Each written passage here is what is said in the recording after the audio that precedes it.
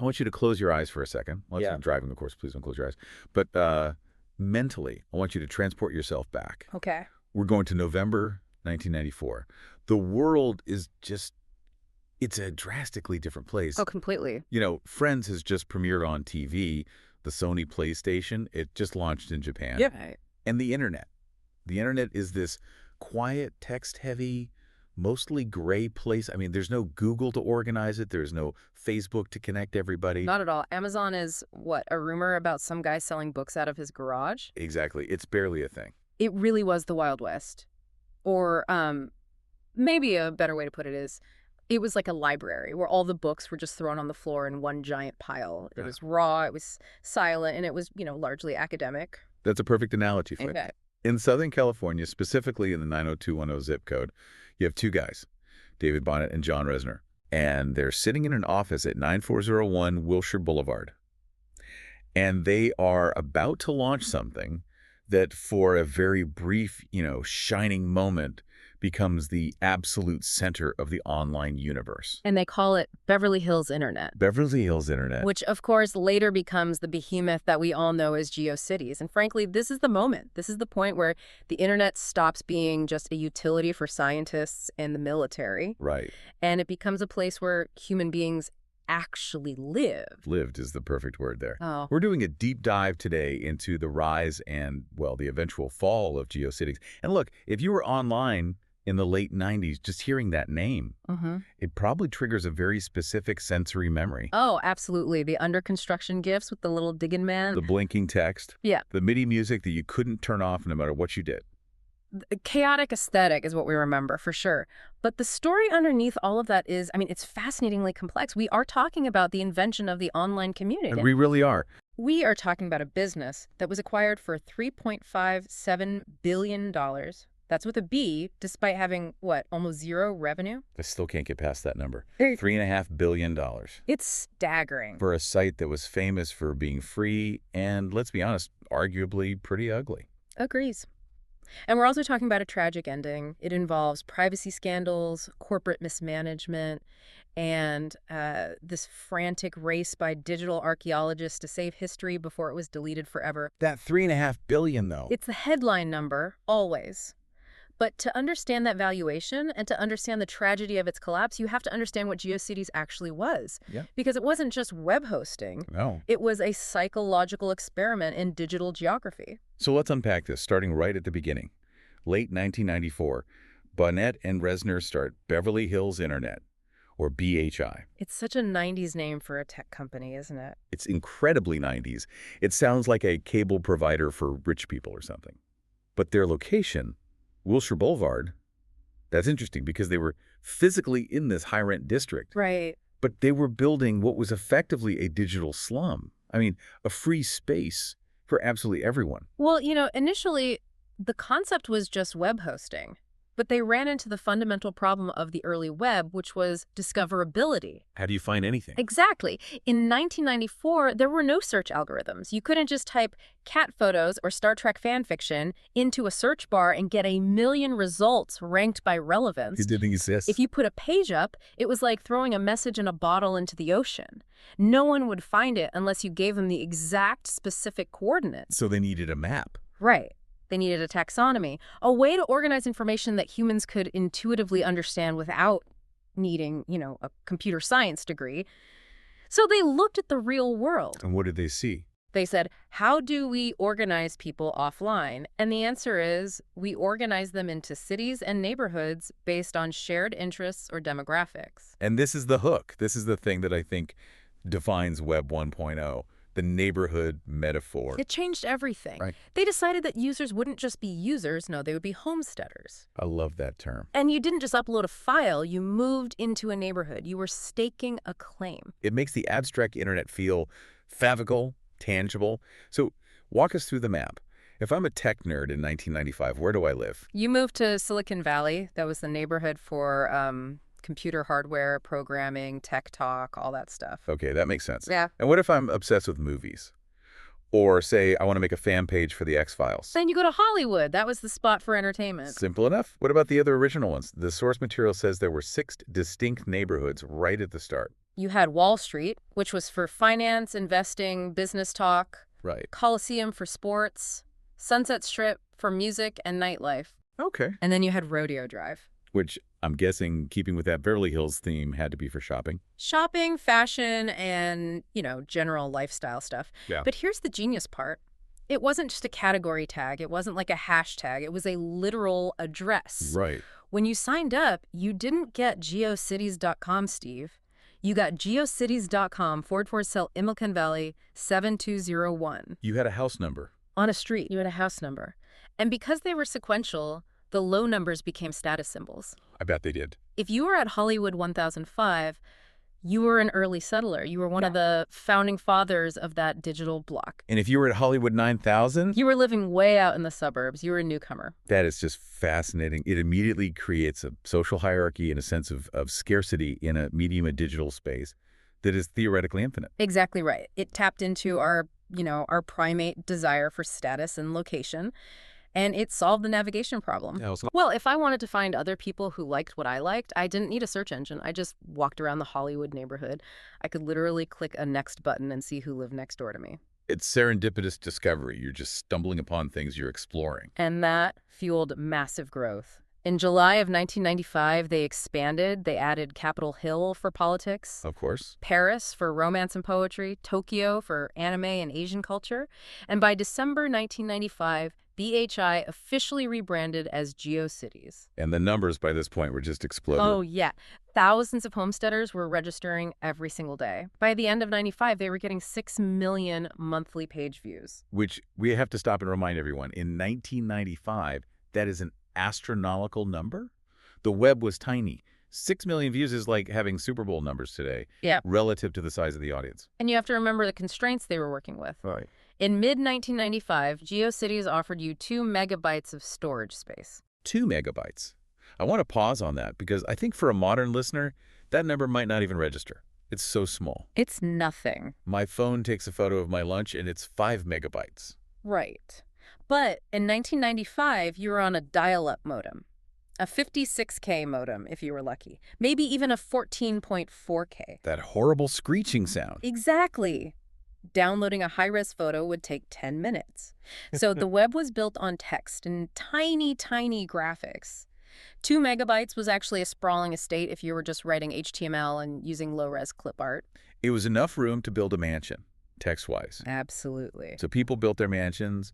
They added guest books for people to sign. They added those little hit counters at the bottom. Oh, the hit counters? You are the 45th person to visit my site. Yeah. It was all about validating your existence online. I am here. I built this. People saw it. It really was the precursor to social media, wasn't it? But with a crucial difference. It wasn't a feed. No. You weren't just shouting into a stream. You were tending a garden. You were building a home that people had to actually come and visit. That's a beautiful way to put it. It was pull media, not push media. But, as with all utopian projects on the web, reality eventually comes knocking. And reality usually looks like a venture capitalist asking, so how do we make money from this? Pretty much. Which brings us to the growing pains. We're in 1996, 1997 now. The company has moved its headquarters to Santa Monica. They're growing up. But they are burning cash. Web hosting is expensive. It's very expensive, even if it's just 2 MB per user. When you have millions of users and millions of hits, bandwidth costs money. Servers cost money. So in May 1997, they did the inevitable. They introduced ads. And I'm sure the homesteaders took this with grace and understanding. A brief laugh. Absolutely not. No. Yep. They viewed it as a complete invasion of their space. But the ads were just the start. The real war, and to the users, it felt like a war started in June 1998. The watermark controversy. The watermark controversy. I read about this, and it sounds incredibly intrusive. Can you explain what the watermark actually was from a technical perspective? So GeoCities wanted to brand the content. They wanted everyone to know, this is a GeoCities site. So they developed a transparent GIF logo, but they didn't just put it at the top of the page. No. They used a JavaScript overlay. Oh, no. And this overlay made the logo float in the bottom right corner of the browser window. Like a network bug on a TV show. The little CNN logo or something. Exactly like that. But here's the technical problem. This is 1998. Browsers like Netscape Navigator and Internet Explorer 4 were, let's say, temperamental. A polite word for it. And web design was done using HTML tables. You know, you'd nest a table inside another table just to get the layout right. It was house of cards. A very fragile house of cards. And then GeoCities injects this dynamic JavaScript element that's constantly trying to calculate the screen position. It was heavy. It slowed down the scrolling. And it broke things. And often, it would completely break the rendering of the underlying page. It would cover up navigation buttons. It would make text unreadable. So it's not just that they put a logo on your work. They essentially graffitied your house, and in the process, they broke the front door lock. That is exactly how the users felt. It was a violation of their sovereign space. They had spent hours, days, hand-coding these pages, and the landlord just came in and slapped a neon sign on the window. The revolt must have been massive. It was. People threatened to leave in droves. They organized boycotts. It was a huge mess. And how did corporate respond to this? Did they say, sorry, we messed up, we'll take it down? This is the part that just makes you cynical about corporate PR. GeoCities issued a press release. Okay. And in it, they claimed that the feedback regarding the watermark had been overwhelmingly positive. Get out of here. Overwhelmingly positive. That is straight up gaslighting your entire user base. It just highlights this massive disconnect. The executives in Santa Monica were looking at spreadsheets with brand impressions. The users in Silicon Valley were looking at broken code and a ruined homepage. Unbelievable. But paradoxically, the growth didn't actually stop, did it? The momentum was just too strong. It was. On October 2, 1997, they hit 1 million registered users. 1 million homesteaders. In 1997 numbers, that's basically a nation state. It really is. And Wall Street, well, they smelled blood in the water. In August 1998, GeoCities goes public. The ticker symbol is GCTY. They priced the IPO at $17 a share. And this is the absolute peak of the dot-com mania. Oh, it went vertical. I mean, the price just skyrocketed. It went to over $100 per share almost immediately. By 1999, GeoCities was the third most visited site on the entire web. The third. Who was beating them? Only AOL and Yahoo. That's it. Wow. They were bigger than Amazon at that point. They were bigger than Microsoft's MSN. They were absolute titans. So you have this company with millions of users, a stock price that is completely defying gravity, and a user base that is somehow simultaneously addicted to the service and furious at the management. It's a powder keg. It is. And then the match gets lit. Which brings us to segment 3, the acquisition. January 1999. The absolute zenith of the dot-com bubble, Yahoo. What you have to remember was the Google of its day. It was the kingmaker. They were everything. They were everything. And they decided they need to own this community. They announced they are buying GeoCities for $3.7 billion in stock. I really need to stop and just dwell on this number. $3.57 billion. And you mentioned earlier they weren't profitable. Not profitable is putting it mildly. In the fourth quarter of 1998, right before the sale, GeoCities posted an $8 million loss. So Yahoo paid nearly $4 billion for a company that was actively losing money. They weren't buying revenue, they were buying eyeballs. That was the metric of the 90s. Eyeball. The whole theory was, get the traffic now, figure out how to monetize it later. Yahoo thought, if we own the community, we own the web. But there's a huge difference between buying a billboard and buying a community. And it seems like Yahoo just did not understand that distinction. They fundamentally misunderstood the culture. And the friction started literally the moment the deal closed. When the acquisition was finalized in May 1999, Yahoo updated the terms of service. The dreaded TOS update. Never good news. But this wasn't just some minor legalese change. The new term stated that Yahoo owned all rights and content to anything posted on GeoCities. Wait, what? Your text, your artwork, your personal photos, everything. So you're telling me if I'm a mom in 1999 and I post a photo of my newborn baby on my Heartland GeoCities page to show my grandmother, Yahoo now owns that photo? According to the text of the agreement they put out, yes. They claim the right to reproduce it, to modify it, to distribute it however they want it. That's dystopian. It was a complete disaster. The users, who were already, on edge from the watermark incident, they went nuclear. I can't even imagine. The homesteaders saw themselves as property owners, and now the new landlord was coming in and claiming he owned all the furniture inside the house, too. Wow. Yahoo was forced to reverse the decision very, very quickly because of the backlash.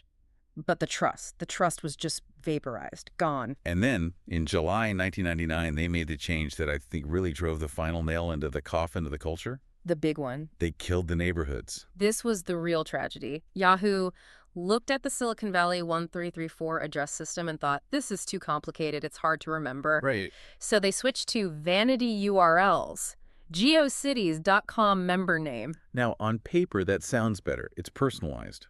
Why was that a bad thing? Because it destroyed the taxonomy. It destroyed the sense of place. When you were in Hollywood, you were part of a tribe. You had neighbors. You had an identity. You had an identity. When you became just geocities.com/Jason, you were an island. You were just floating in a void. It shifted the entire model from Right. community-centric to So user-centric. it turned a city into a storage locker. Precisely. And without the neighborhood structure, discoverability just tanked. You couldn't just browse the neighborhood anymore because the neighborhood effectively didn't exist. You had to rely on Yahoo's directory or its search function, which just wasn't the same experience. And then, as the bubble was bursting in 2000, 2001, Yahoo started tightening the screws on the technical side, too. Right. The party was over, tech stocks were crashing. Yahoo needed to make GeoCities profitable now. So they introduced premium hosting, and they started to throttle the free accounts. Explain the throttling. I've heard horror stories about this from back in the day. Okay, so they set a data transfer limit. Officially, it was something like 3 gigabytes a month, which sounds okay. Yeah, that doesn't sound too bad. But the way they enforced it was draconian. It was actually calculated on an hourly basis, something like 4.2 megabytes per hour. Wait, 4.2 megabytes per hour. Per hour, yes. So if I have a popular fan page with, say, 5 photos on it, Mm-hmm. and just 10 people visit it in 5 minutes, Boom, your site goes dark. The next visitor gets a service temporarily unavailable message, and your site stays down for the rest of that hour. that is literally punishing success. It's the worst possible model for a web host. Congratulations on becoming popular. We will now shut you off. Wow. It made it impossible to run a viral site or a popular community on GeoCities. It drove the best creators, the people who are actually bringing in the traffic away, to other hosts or to paid services. Oh, what's left? It left behind only the abandoned pages and the very small personal sites that got almost no traffic. It essentially created a ghost town. A ghost town. Yeah. But while the site was slowly dying on the outside, there was something else happening in the background, something legal. And this brings us to segment 4, the dark side. Because while GeoCities was painting itself as this friendly, quirky community, they were doing something with user data that got them in serious trouble. Yes, this is a critical chapter that often gets glossed over in all the nostalgia. In 1999, the Federal Trade Commission, the FTC, filed a complaint against GeoCities. And this was a landmark case. It was arguably the first major internet privacy case. And what was the specific charge? Deceptive acts and practices. Deceptive how? It comes down to the promise versus the reality. When you signed up for GeoCities, the new member application asked for a lot of personal info. Your income, your education level, marital status, occupation. A lot of data. A lot. But they had a privacy policy that explicitly stated, and I'm paraphrasing, we will not share this information with anyone without your permission. A very clear promise. Yeah. Your secrets are safe with us. Crystal clear. And then they sold it. They sold the data. To who? To third-party advertisers, they created this whole database called the GeoCities Marketing Network. They sold lists. Here are all the women in the Hollywood neighborhood who make over $50,000 a year. They allowed advertisers to target banner ads based on all that private data you provided. So the users were the product, even back then. Explicitly. And it gets darker. GeoCities was, as you can imagine, very popular with children. It was a playground for kids learning HTML for the first time. I was one of them. I made my first terrible website on GeoCities when I was about 12 years old. Exactly. And the FTC found that GeoCities was knowingly collecting personal information from children, names, email addresses, their interests, even when they knew they didn't have parental permission. This sounds exactly like the privacy battles we're fighting today with TikTok and Meta and everyone else. It is the same battle. GeoCities was the canary in the coal mine. The FTC settlement required them to post a clear privacy notice and get parental consent for kids' data, but the damage was done. It proved that the business model of Web 1.0 wasn't just about hosting, it was about data extraction.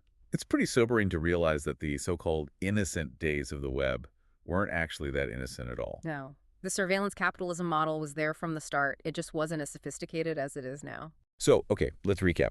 We have the loss of community identity when they killed the neighborhoods. Yeah. We have the loss of utility because of the throttling. And we have the loss of trust from the privacy scandal. The decline from here feels Well, it feels inevitable. It was. Which brings us to the end. Segment 5, the end of an era. It was a long, slow decline. For 10 years, from 1999 all the way to 2009, Yahoo just let GeoCities rot. They didn't innovate. They didn't fix the bugs. It became a punchline. It really did. Oh, you still have a GeoCities page became an insult. It was like living in a condemned building with flickering lights and peeling paint. And then, in April 2009, the landlord finally served the eviction notice.